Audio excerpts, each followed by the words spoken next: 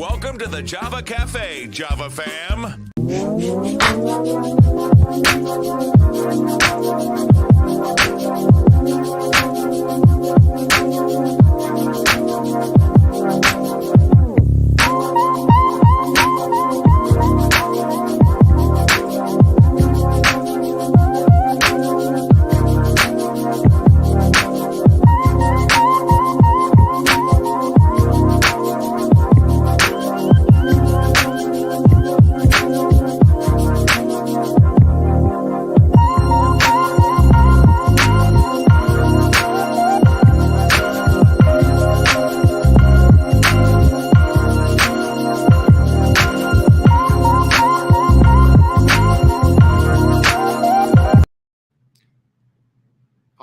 Hold on, everybody. I thought I took that off.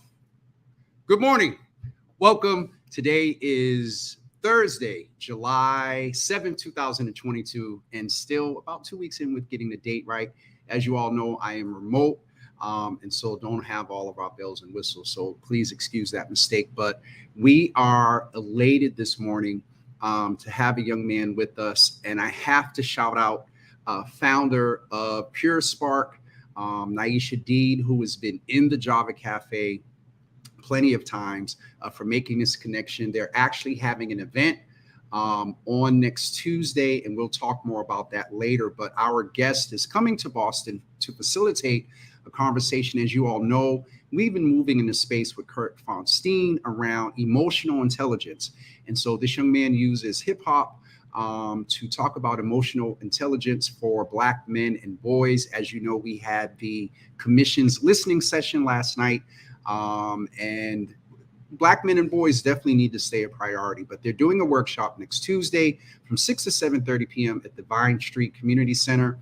They will feature a community psychologist, which is our Dr. Abari Cartman, and also there will be an opportunity for you to chat with him and also learn more about Pure Spark. So we're going to ask you to go ahead, hit that share button, and let someone know that we're talking Black men and mental health today. So without further ado, I would like to introduce our guest, Dr. Abari Cartman. This is an educated Black man. I love seeing the in front of your name, sir. But good morning to you. Thank you for joining us this morning. You're joining us from Chicago. And just say good morning to the people. Introduce yourself. We'll jump right in. Yes, sir. Appreciate having me, brother. Good to meet you, and your family and your community in Boston and otherwise. I'm sure you got folk all over the place. So I'm happy to be here. Absolutely, sir. So tell us a little bit, Black man, how you, because you, and you may correct me if I'm wrong, but in working with Naisha, who gets our people into services, Black men in the clinical space is still kind of at a lower number. Is that true? For sure, absolutely, it's a low number. There's a movement, and there's some people reducing the stigma in lots of different ways. People more open to treatment. But there's still a lot of resistance, particularly for Black men, but for Black people, period. I mean, there's still some folks that are like, I hear you, but I need to see something different before I can trust this system. Not that I don't believe in therapy, exactly, right? Not that I don't know that I need to be well. Not that I don't want better for myself. It's not that we don't believe that we want to do work that helps improve our state of mind, our body, spirit.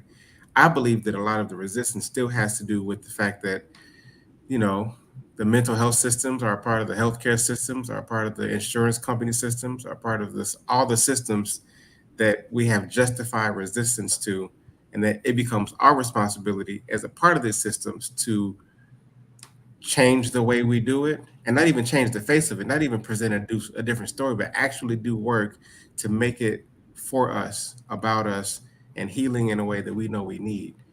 So we have a long way to go. Absolutely. As a field, not that Black men have a long way to go to get over the hump, right? We got to do work to make it so that we're doing work that's actually healing for us. Absolutely. And that's the premise in which I was saying that definitely thank you for the perspective from the treatment or Black men going into treatment. But part of the reason that Black men may not go into treatment is because they don't see folks that look like you and I. sitting sure. before them. And so Yeah. I have to celebrate the fact of any educated Black man, but getting a doctorate in clinical psychology is, and I don't know if that's the exact, what is your degree in exactly? I'm It's curious. I actually did some clinical. time in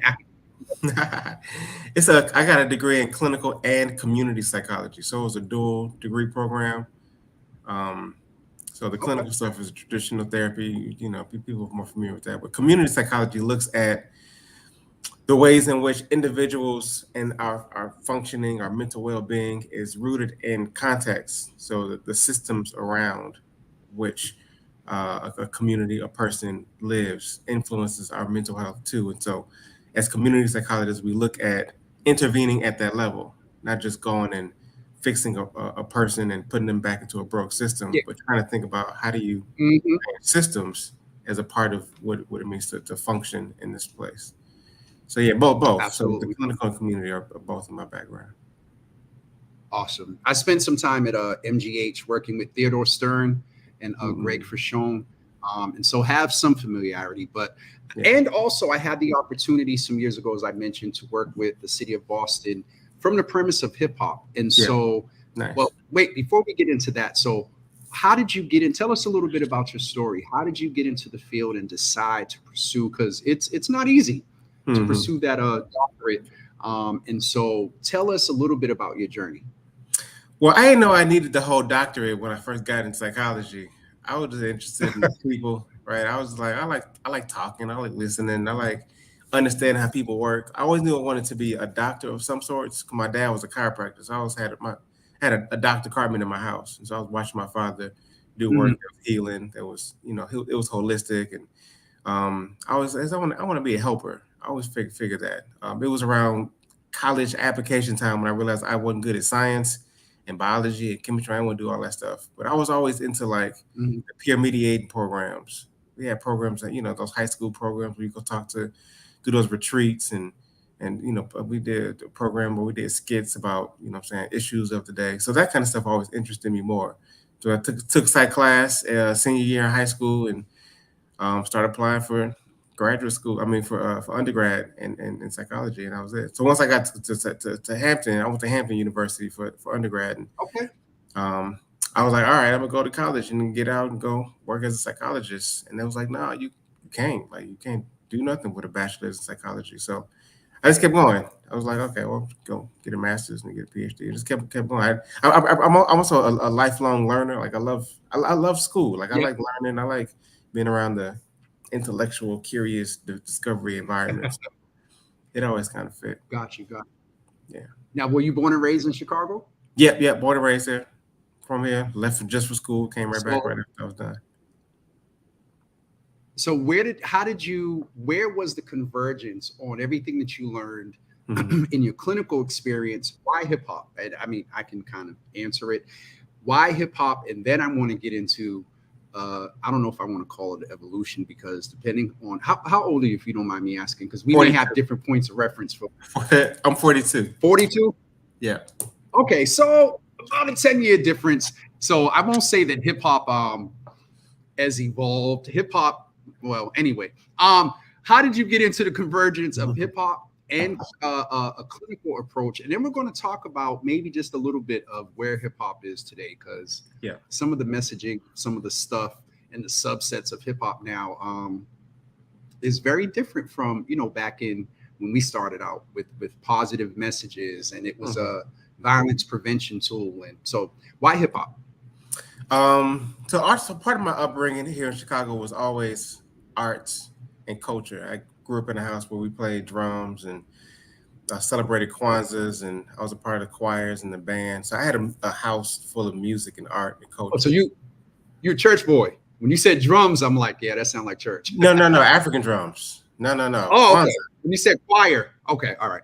Right. But I was in choir in school. I was like, I did the plays in schools. I was playing the trumpet Okay. and, in the marching bands and jazz bands. So it was a mix. It was always a mixture of a bunch of things happening.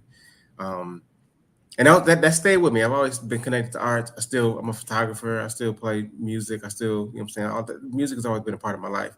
There was a time when there was two separate sort of streams. So people would know me just as a drummer, some people just know me as, people didn't even know I was a psychologist. They knew me in the art world. And as I got older, I'm saying, I'm still getting older, but as I started to really think through like who I am, all these things started to merge in a way that Mhm. that made a lot of sense. Um, and most of my work has centered Black men. So even when I was in school doing internships, practicums, I would go to a clinic and it would be like, oh, there's no other Black men around. So I would get all of the young Black men as clients, if you will. So my The caseload waiting every list. day, there'd be a Yeah. waiting list of people looking for those young boys that other people couldn't connect with, that people didn't think that what I'm saying, nobody would talk to. I would get Hmm. those.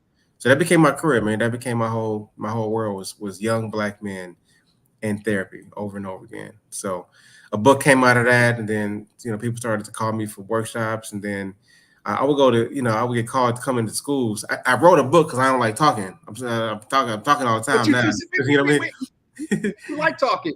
Right. And so I started going to schools and start to go in there and just blabbing, and I would see the young people be like, who is this? And what are you talking about? So as I evolved in my workshops, I started to incorporate the music I was listening to and the music they were listening to be engaging, to keep their What was the attention. what was the Yeah. music you was listening to? Because we do have a question. What did you grow up listening to? And then at that time, what was the music you were listening So my era, my hip hop was the conscious music of my teenagers. Was Mos Def, Kweli, was Common, was that was my era. That's what I came up in. That was my golden age. So when I'm becoming a man, it's around, I don't know when Black Star come out. Gotta go back and look at these, but that's the soundtrack of my upbringing, right? Just the to? Okay. conscious hip hop world, um, the roots, the um, Immortal Technique, even. So I mean, I always listen to hip hop that was echoing the things that my that were in the books in my house. That's what I was always into that. Using hip hop to teach, to learn. I learned a lot about through hip hop. Hip hop was like a university, right? Yeah, At least for me it's a growing whole up. culture in itself. So there was a lot. There was a lot going on. It's So a I was culture. introducing young people to that, and then asking them what they into, like who you listening to, and then we would print out lyrics, and then have conversations about mental health using the content of hip hop. And that's how it started. It was really just my interest was trying to like be engaging in groups of young people. To not come in and doing lectures, the PowerPoints and the charts and the graphs. They didn't care about that. I wanted to come in and say, here, there's a Yeah. guest speaker, and immediately go right to something that was interesting to them. Um, and so that was it. That was the beginning of me thinking, okay, this is a way to tap into a conversation stream that couldn't have happened otherwise. The hip hop opens up the door for ideas and for thought and for words and for things that just sitting around talking just didn't do. And so I leaned on it. Let me ask you this. Um, when you started out and in your era, you talked about Common and other positive artists. When you're doing your workshops now, and I want to just talk a little bit about this because I'm an old school hip hop head, Yeah. and there are different subsets, and I don't even know if we classify them as hip hop. There's this drill music. Hmm. We had the whole era of trap music, Hmm. and in your work and in the lyrics of present day music, on one hand, it may go an interesting way. By interesting, I'm saying it could bring up a lot of things, but then in another way, it could show us that our young people and our young Black men are dealing with a lot because they Hmm. resonate with a lot of these lyrics with a lot of us, and I'll be transparent, call as negative. You know what I Hmm. mean? Some say it's life experience. Biggie, Biggie was saying that they called him and called in because he was dealing drugs. No, he was like, I'm trying to make money for my family. And Hmm. so, what are you seeing in your work from when you started until now as far as using those lyrics? Um, I've actually been, I'll say, impressed sometimes Okay. with the level of transparency about emotional things that's coming out of this generation's music. Wait. You can't make that. That was a good way of, yeah, you're smiling. So, you framed that very well, the Yeah. emotional transparency, because go ahead. I'm sorry. Go ahead. Yeah. You're the guest. There's certainly a lot of what I very clearly consider to be weaponized music against our people. Very clearly, right? Within that, most of the artists that I know are popular, that young people listening to, they all got at least a track, a verse somewhere. If you dig for it, if you look for it, where they say, "I'm in pain. I lost people. I'm going through it. The world is tough." Those are the kind of things I like to point. I like to be like, "Oh, you listen to a Lil Uzi Vert, you listen to Dirk, whoever you listen to, you heard that one track though, where you hear the gunplay, you hear the girls, you hear the money, you hear all that kind of stuff. Like, don't get distracted by the razzle dazzle. Part of that's performance. Part of that is just, what I'm saying, him talking shit, right? But then he also was like, but I lost my mother, or I lost, I'm saying, whatever the struggle is. Yep. Most of them have a song, have a moment. You know what I'm saying? And some of them do it often. G Herbo talk about it often. Polo G, they very often are talking about the stuff that they're going through. The problem is almost every time they associate that pain with popping pills, it becomes a different, or lean. Yep. It becomes a different like weapon. But I can still use it. You know what I'm saying? It's still there. It's still saying, okay, the money didn't save them. Right, Juice World. We got tragedies. I'm saying Mac Miller. We got DMX. We got people that have been honest about that pain, and then we're also honest about not being able to figure out how to deal with that pain in any other way that it was not deteriorating them until they died from it. You know what I'm saying? Like, so even the current generation allows me to do that. So I do both things. Right. And I'm very critical of it. You know what I'm saying? I'm very critical of the ways in which corporations have weaponized our art form. Right. That's a different thread of a conversation than there are also still current generation of artists that are using their art to tell beautiful stories. They might not be on the radio per se, or they might be popular per se. But there's still a bunch of brilliant artists out here just doing good work. So I got to I mine it. Like I'll be going through it, just scouring, what I'm saying? Looking, right, unearthing this stuff. And then that becomes the part what I present too. So it's a both and message for me. Be careful, protect yourself from the ways these corporations have turned our art into poison. Yep. So be careful of that.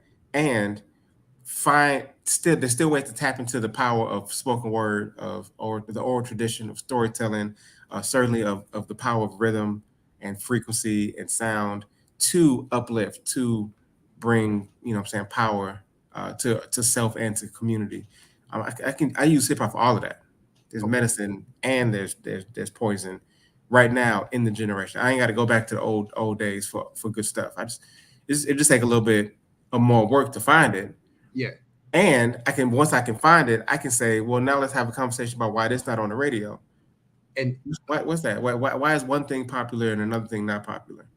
And I'm in rooms talking to, young men about they know I'm a psychologist. They know, what I'm about. So we've already had conversations often about, what they're dealing with in the real world. Sometimes we'll be actually in a prison, right? So they know, we're talking about mass incarceration, we're talking addiction, and we're talking violence, we're talking all these things that you have personally dealt with. And then I ask you what you like, what are you listening to? And then that thing that you like encourages all those things that you personally suffer from. Yep. And then that becomes popular. So, and it's really just that you put those things next to each other. Why do you like this thing that you say contributes to what caused you personal harm? And now let's look at that. And it's really just a very simple contradiction. You expose them, and then you ask the young people to make sense of it, and whether they try to, whatever stories they tell about it, it just helps them to build that skill of interrogating the world and the things they consume, and helps them develop a better introspection about how to make intentional decisions about what I want to feed myself. And that's something I want to tap into after this next question, because I don't know if as society, we do well at remembering that our ear gates are constantly open, and there is messaging in music, before we get to that, I wanted to ask you, with all the work that you're doing and with this model, what was that one time, that one tearjerker, that one, or y'all got heated for 3 minutes and you said one thing and the brother just broke? What is a incident or a time where this model just made you go back and be like, damn, this is really having impact? What's that one story where this model has really got somebody on a road to mental wellness? Man, it happens all the time. The first story that comes to mind was a moment maybe 2 years ago in a juvenile detention center. And I remember a young man who was real resistant, real hardcore, real like, he wouldn't give me nothing. You know what I'm saying? And I get that a lot. You know, I don't Just sit there. Yeah, ain't give me nothing. And I was asking him, I was in the beginning of his relationship building, just want to get to know you, just want to, get a sense of who you are, what you're thinking, you know what I'm saying, and share a lot of who I am too. So it ain't no didactic, it ain't no teaching. It's just we just connecting, right? But I was blocked. He was blocked. Right? This brother was blocking me, and then I found out that he right. He was an artist, and all the things that he was dancing around came out very clearly, and just one like a less than a minute of 2 verses that he spit. When I asked him, "Oh, you're a writer? Sure, let me hear something," right? And then it came out. Then the addiction, the thoughts of suicide, the depression, everything came out in a way that seemed like the only vehicle that he could express it in was rap. Yeah. It seemed like he couldn't talk about it. The words wouldn't come to him. It was almost like he didn't have the permission to say those things that were in him unless it was conveyed through this vehicle of hip hop. Let me ask you this. Sorry to interrupt, but I'm going to take advantage while I got you. Do you think it's easier or unbeknownst to them that they're participating in this because it's through the lens of rap? I'm spitting bars. I think it gives them a latitude. It gives them a lane through which that it's not weak no more if I'm rapping, which is really interesting, right? Now I can still participate in the conversation in a way that fits my manliness because it's rap. You know what I'm saying? So that was a moment that stood out to me. We gotta use this because we want them to express themselves. You can't trap it. You can't hold the stuff in. You really got to get this off your chest. If writing is the way to do it, just write over and over again.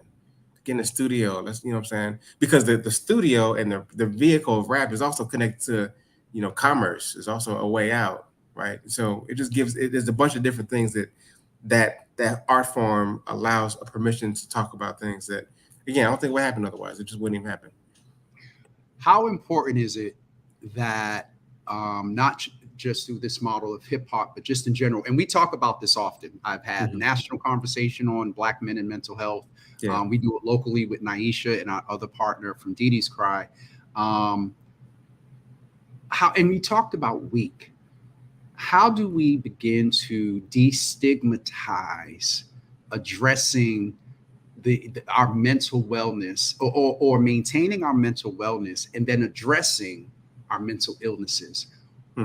Doesn't that make us stronger men at dealing with our shit? There's a couple ways I do it. One, I try to avoid the word vulnerable. I appreciate it in certain contexts. I use honest instead. Okay. Like, just be honest. Life is shitty. Like, we all get dinged. We all get banged up. It's a really tough time. There's nothing wrong with just being honest about how that impacts you. It's not even vulnerable. It's certainly not, tapping into your feminine side. It's just, we got to make that very, very normal. Just a very human thing to do. Yes. And part of that happens because they got to see other men do that. If we don't do it, then they will continue to hold this thought that does not happen. So I lead with that. I lead with transparency, vulnerability, openness, and I try to invite other men into the room to do that too. And so if I'm working with young people, I always ask for the adults to be in the space, the security guards, the life coaches, whoever is in their world too. And then I try to prime them if I can to let them know this is a space I want to model grown man conversation and transform what that means for them. So let's be honest, like just talk about, what I'm saying, what life is like for us. to demystify that illusion Exactly. that like we all holding it together. We, and we're tough people, so we can hold a lot and you not know it, right? Until But why? Until it cracks. You know what I'm saying? And young people think that they hide stuff. So we see right through it. Like I see your pain, bro. Like I know you going through it, and I know it because I'm going through it too. Not even have been through it. Like I'm still going through it. Like life is still tough. Let's just talk about it. And for me, I do think that redefining that as strength, as honest, as manly, as courageous. I think that's I think we can do that. I think we got to do it first though. We have to, as older men, have to embrace that philosophy and then show younger men what that looks like. Um, and hip hop again gives me a bunch of examples of, if I can't use the music, I use the interviews. I find them on the podcast, and they on there. Kevin Gates, I've got some. Kevin Gates recently was talking about he's dark moment, and he got some dark moments, some funny moments, and he's yeah, funny, very insightful sometimes. Send me a couple of links to his good moments because Kevin is interesting. Yeah. Where do you see? We've had the pandemic. Yeah. Therapy has been a sexy trend for about a decade now. Yeah. We've had the pandemic. We're in a post George Floyd race reckoning in this country. If we don't get our men into therapy, different models, what's at risk? I mean, the unraveling that happens from the posturing that we do has so much consequences. Like it's so much. What do you mean? Go deeper into the posturing. What do you mean? There's levels of posturing. There's posturing that everything's okay and I'm fine, I got this. And then there's levels, there's posturing of power, of strength. And in lieu of having actual real power, we mimic it. We try to we play. It's like a skit, you know what I'm saying? Yep. We don't own nothing, we ain't in control. But then if I pretend like this block is my kingdom, then I can hold my head up tight. You got brothers locked up, tats, you know what I'm saying, gang affiliations, whatever it is. We all know that somebody telling you when to go to sleep, like you don't really actually have any agency. But if you can create a story where you feel powerful in that moment, then it gets you through the day. And you got to get through the day, and I respect that. But we have to figure out what real power is. What is real actual independence? We just celebrate Independence Day. We ain't nowhere. We the most codependent. We the most docile. We the most like handout. Like we're not in a position. We have not cultivated the discipline and the networks and the resilience and use our brilliance to put ourselves in position to have actual real power. And I believe that men are aware of that. I think it hurts. Black community in general. Black community in general, right? Yep, for sure. Yep. And I think it's hard to recognize, to reckon with that. And because of that, we play the game. We pretend like we are in charge when we know we're not. In our house, whatever it is, you know what I'm saying? And so I think men do that. Because this brother, Props, who's very much into hip hop and knows a lot of the history and whatnot, has been talking about ownership. You know what I mean? When you say, that's just stood out when you set up in the house. The other thing I want to ask you about before we move on, if we don't address this, with everything that you just said, and we don't stop the posturing, and Thaddeus is in here and others, we've talked about, we're wearing, it's not over here, but we're putting on these masks now. If we willingly take off the mask, what's at risk for us as a Black society and people? And I'm going. No, we continue to. I mean, all the numbers are in the wrong direction. The suicide numbers are terrible. The overdosing, the addiction, the interpersonal, domestic violence, all of that. So we implode or we explode. Either way, whether it's through just blood pressure, heart disease, cancer, like stress, it literally deteriorates your body.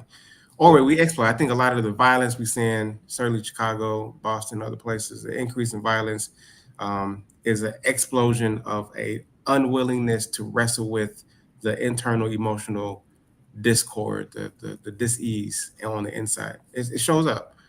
People think that men suffer in silence, right? But I think that it's just we don't talk about it. It show up though. It come out. It's not silent. It ain't silent at all. It's very violent. It's very destructive for other people and for ourselves. So that's the risk. The risk is that we continue to implode and explode, and we leave a trail of carnage in our communities, and it keeps us from doing the work of really actually building something that we can leave our children.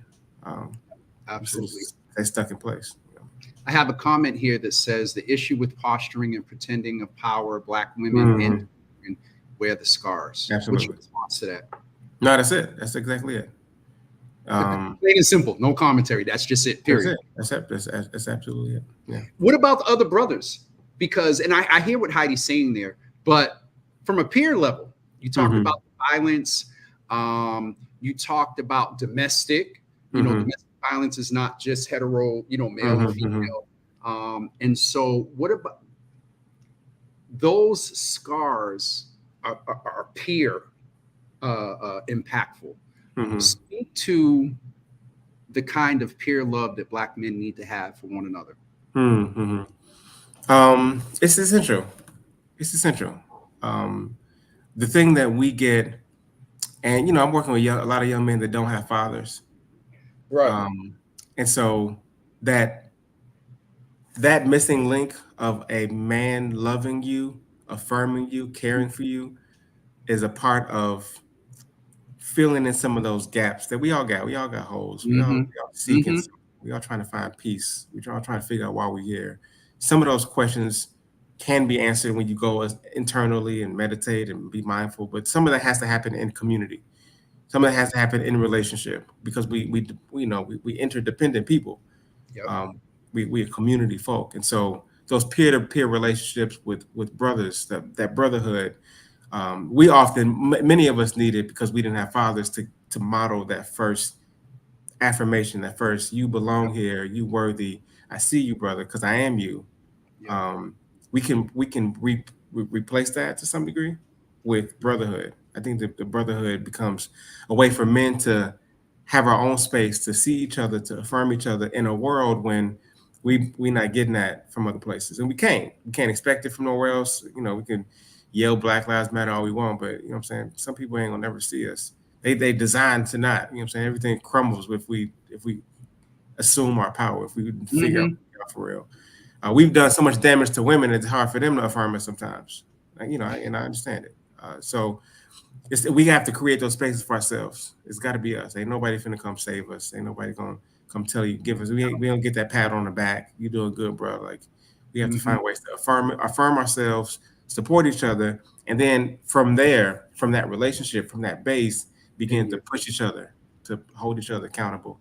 But you can't start with accountability. You got to start with relationship. You got to start with trust. If you start with, no, what'd you do wrong? Let me punish you for that, or let me, what I'm saying, that's just everything we've already been told is that. And you put up a defense there around any progress. Let me ask you this, because you brought up the point that we have not always treated our sisters well. Yeah. There's a saying that the Black woman's number one enemy, I think, is a Black man or something like that. And we've had discussions here, and I've often said that we can chew gum, we can walk and chew gum at the same time.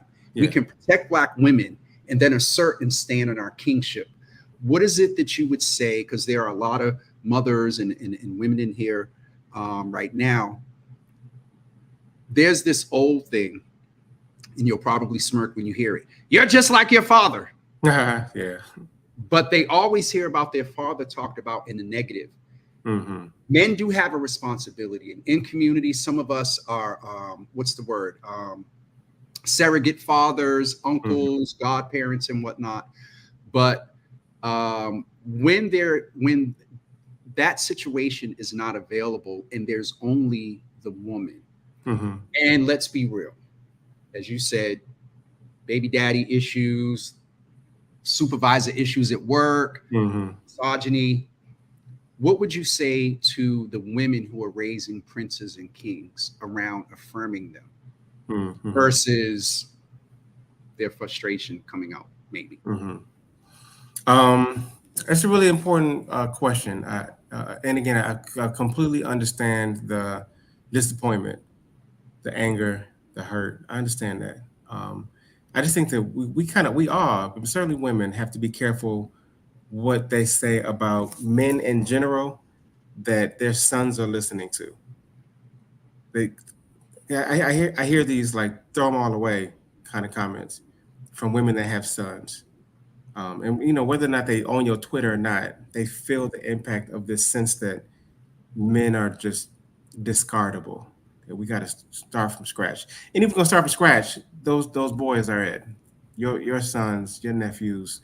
Um, we do it. Men do it. We create these exceptions. We talk about all women, but then stop it. Your children didn't choose. What did you say?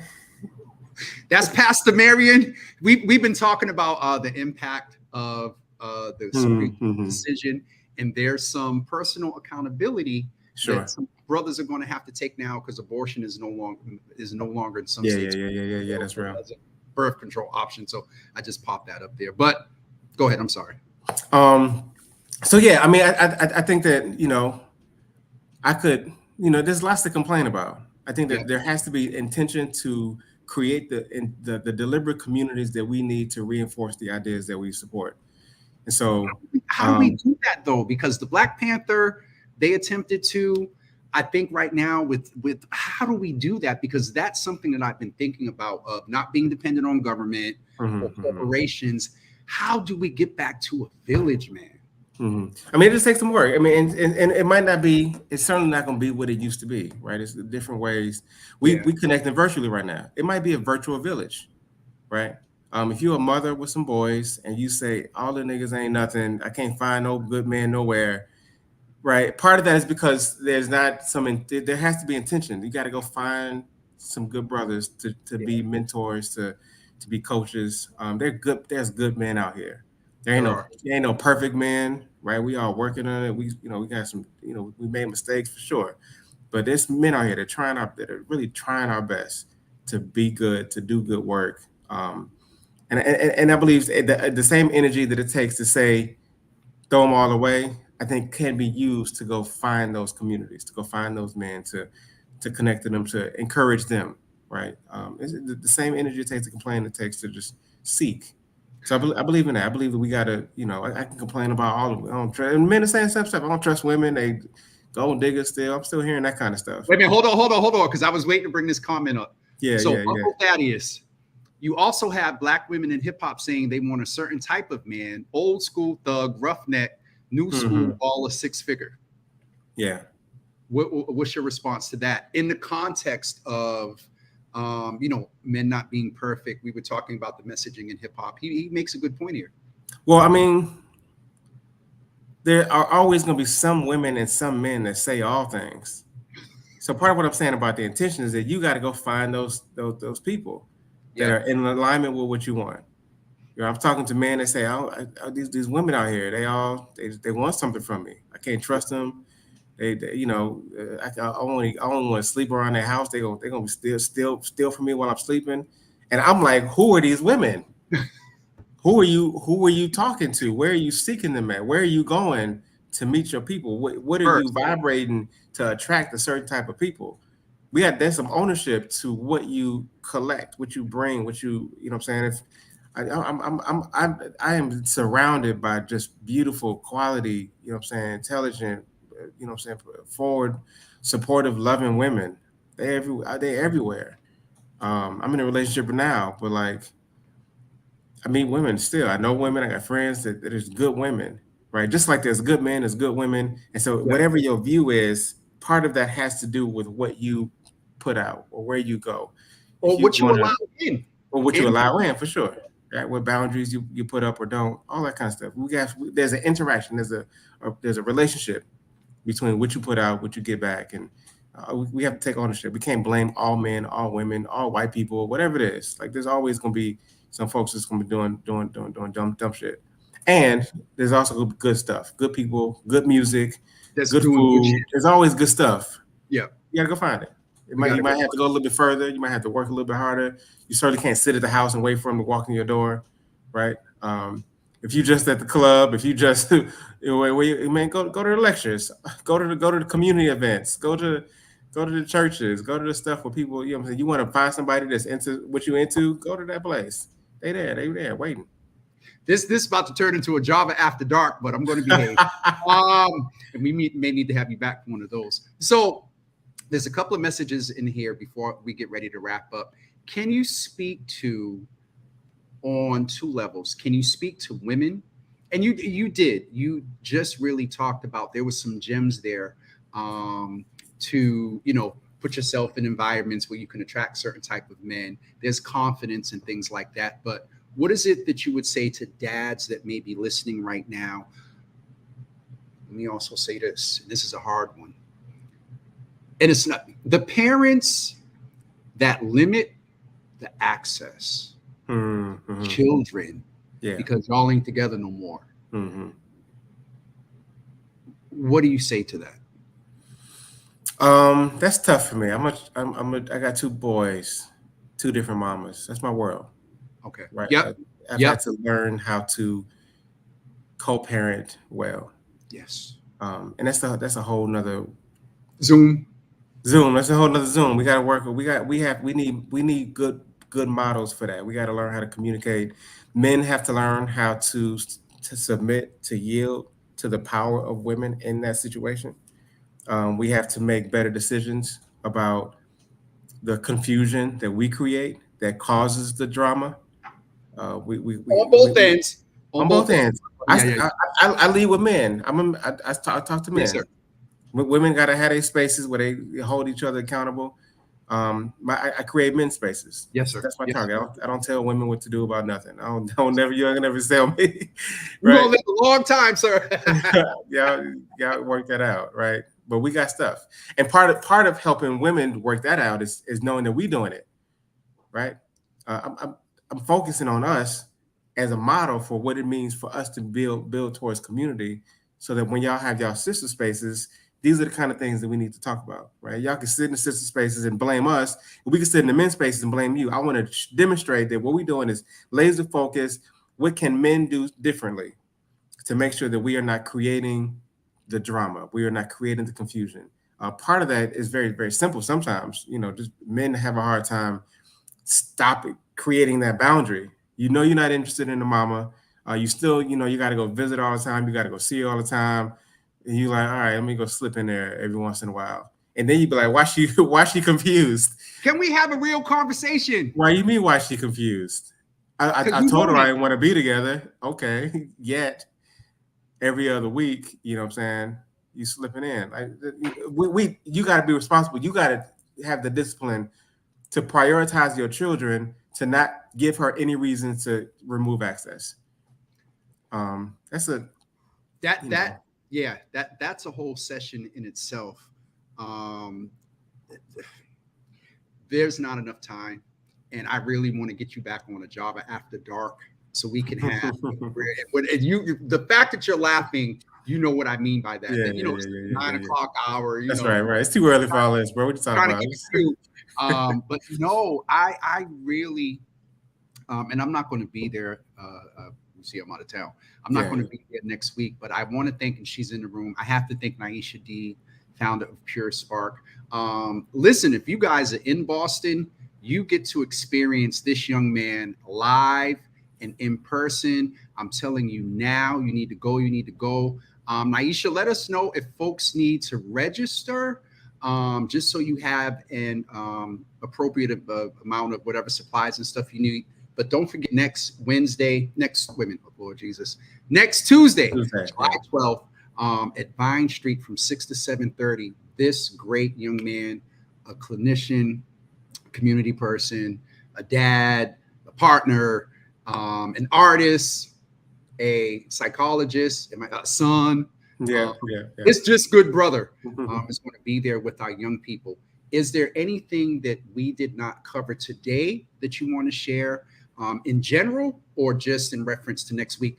Is there any pre-work? Is there anything that people need to come with on Tuesday? No, just come. Bring some boys. All right. And is there age limit? Because I know, I'm gonna play certain music that curses. I mean, you have some discernment. I know, ain't gonna. There'll be some explicit content that happens. You got to deal with so what they listen to. will we say 14 and up? I would say 14 and up. Okay. Or parental guidance. You know what I'm saying? We got 10-year-olds You got a listening little to the stuff. 12-year-old that's fast. No, Yeah. They're going to find it anyway. They listen to stuff. We just got to interrupt that isolation. You know what I'm saying? We got to have the conversation with them in the room. So, I would say just have some discernment around that. And I also want to, shout out Naisha for putting it together, for help coordinating. Boston is a tough city to get into, man. I just had made a lot of cold calls and sent a lot of had a lot of unresponded emails. It took me to get to somebody that's like, I'll help you, bro. Like I wish you had listen. She is the one, but Yeah. I wish I had known. And if any between Naisha and I, if anything else you want to do, please let us know. Yeah. And it don't take it. And I know I presume you don't take it personal. You're right. Mhm. It is, and even for us that are here. Mhm. So I'm not even gonna go there. I love my city, and we're going to do our best to make sure that you are welcomed. And with all due respect, we take full. How many days you there when you go home? To read Monday to Thursday. I'll be there for a couple of days. So you're there because I get back on Wednesday. So, Okay, yeah. And I get back in the afternoon, so we need to figure out. Yeah, let's break bread on Wednesday afternoon. Okay, all right. Yeah. Dr. Cartman, and I'm intentional about calling you that because you worked hard. And while I presume or perceive you as not being caught up in the titles, you worked hard for that. Mm-hmm. So we definitely want to respect that. But Dr. Cartman, thank you so much. Naisha and I we figured this out within the last few days and we made it happen. Yeah. It's your sacrifice. And he is an hour behind. So thank you for getting up early this morning. But I look forward to meeting you on Wednesday. I'll make sure I post the flyer. So parental guidance at the Vine Street Community Center next Tuesday, the 12th, from 6 to 7:30. They don't need to bring anything. You all have enough paper and all that other stuff. Come as you are. Yes, sir. All right. And if you guys would like to donate or get Naisha water or snacks or whatever, Naisha, can you put because I know you're still on, can you put your email in the comments so I could show it? Because one thing that the Java fam does, we do support, and Naisha is a part of the Java fam. So Naisha, throw your email in the. She said, "No, I got that." Okay. All right. She said, "We are good and blessed." Okay. Listen, at the last event, what she did was African drumming. Yo, we had custom juices. We had. I don't know what the other stuff was, but I was drinking most of the juices. So awesome. And see, Naisha, there are people that want to help. And my pastor told me some years ago, when you deny help, you're denying a blessing. So Naisha, put that email address in there. You don't know what could come your way for the next event. Okay, now she said snacks. But Naisha, can you just put the email address, please, woman? This is the Java Cafe. I'm in charge. Put that in there so we can let folks. I will also say if I'm also doing a focus group with young people on that Tuesday, the day earlier in the day. So if anybody connected to groups of young Black people, they need to contact you and Naisha. Naisha, we need your email. Let me know. Yeah, I have an opportunity for it's a 3-hour focus groups. Young people get paid $100. They get fed lunch. So if anybody got some young people that want some quick money on that Tuesday, send me a message. Hey, do you know, hold on. Folks that watch know I do stuff in real time. What's the brother's name? There's a young Black man that just became the behavioral health officer for the city of Boston. Jesus Lord, what's this man's name? Hold on for 1 second. Because I will say this. I'm sensing in Boston that there is, I said a few minutes ago, therapy had started to seem sexy and it was or whatever. There does seem to be a concrete, assertive effort to get Black men into therapy.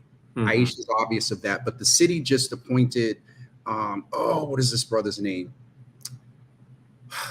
I'll get it to you, but we do have a new chief behavioral health officer over at our public health commission. Nice. And so any connection that I can try to, Aisha's crazy. Any connection that I can make because he'll be coming on in August. Any connection I can make with you and him when you mention the focus group, I'll make sure to do that right after we get off the call. Appreciate that. We have to. My fear is that we haven't seen the full impact. Yeah. That's right. In a mental health space. Yeah. Like I think there's going to be DSM-6 post-COVID, 0.43 social conduct disorder, whatever. Yeah. And so we need you. Yeah. And we need more like you, sir. So I appreciate you, man. And we'll go from there. Yes, sir. Appreciate you, bro.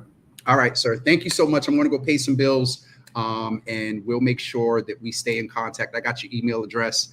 Okay. My number, text me so we can stay in touch, and happy to host you Wednesday evening, and we go break bread and figure out how we keep doing this work. And please, if you're doing anything on a national level, whatever platforms here, and happy to support and help. Appreciate you, brother, man.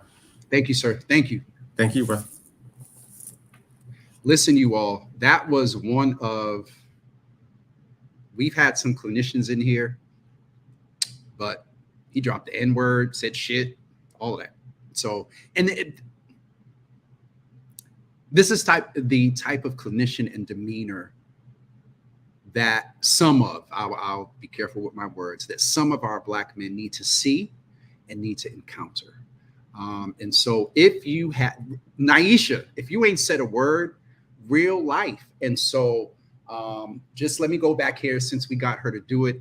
Evelyn, if you could share this email with folks, and Aisha can fight me later. But Evelyn, we need to get some snacks and stuff over to Vine Street on Tuesday night. Teresa has the email address. Naisha, Teresa's don't give her your address. Well, you'll probably get to Vine Street on Tuesday and find a case of water and stuff sitting there from Amazon. But no, Naisha, take the support, because if you get that, you can put your other resources elsewhere. And I am the older brother, so love you. Quincy, good to see you in the room, brother. Our official director of the Office of LGBTQ Advancement. I don't think I've said it since it's been official. So, folks, I'm getting ready to wrap up. Thank you for listening in today. It's Thursday. So I'm like, really on vacation?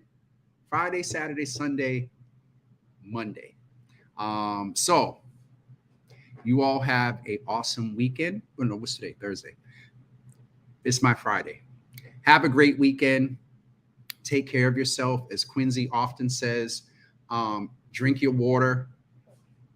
Do your best to mind your business. And if you're minding someone else's business, make sure it's from a perspective that you're trying to help within boundaries of where they're willing to accept it.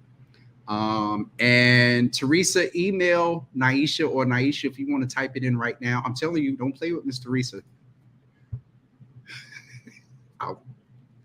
She's a blessing. Take care of yourselves. Drink water. Don't forget Tuesday. Don't forget this event on Tuesday. I wish I was able to be there to see this happen in real life. Take a screenshot of this. If I have not posted it, I will. But get it. Oversaturate that room with young Black men from this city.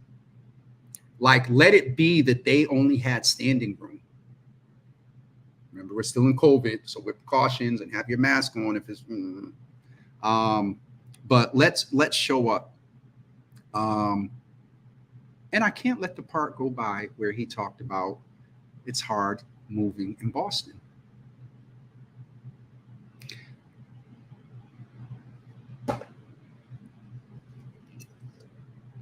Let me just say this, because I'm going to put a tweet out about it later. People like Yoga Mike, Catherine Morris, Sheena Collier, that work to create spaces for Black people to socialize, enjoy the outdoors and public spaces. There's enough going on, as you all heard Sheena said, at the ICA event, where with what happened in Buffalo last year and other incidents, but we had an incident just a few days ago. So imagine what Boston While Black is dealing with from a public safety standpoint. The permitting process, sign-offs, special events, and all the other loopholes you got to go through to create Black spaces. A lot of that needs to be, if not fully nullified, it needs to be made easier. You heard the mayor say right here that even with the youth jobs process, it's arduous. We need to make sure that when Black and brown folks want to go out and do things in these public spaces, that along with having to worry about some white supremacists coming and disrupting it through violence, to add on a straw that could break a camel's back of all these processes with the fire department and the police department, now that needs to be upgraded. So I just had to put that out there when he talked about attempting to try to move in Boston. I'm from Boston, and I find it interesting. With that being said, I always like to end on a good note. I love you all. It's beautiful outside. I wonder if I can, let me see if I can just show y'all this view. Hold on. I'm about to go self-care for the rest of the weekend. Y'all have a wonderful one.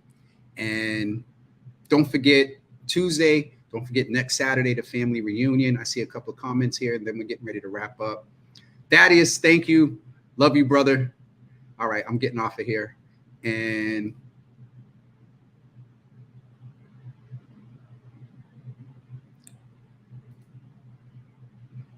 what did you ain't seen nothing or nobody in the back? Don't start. And Thaddeus is on here too. I'm getting off of here before Quincy and Thaddeus get started. There ain't nobody in here but just me and Jesus.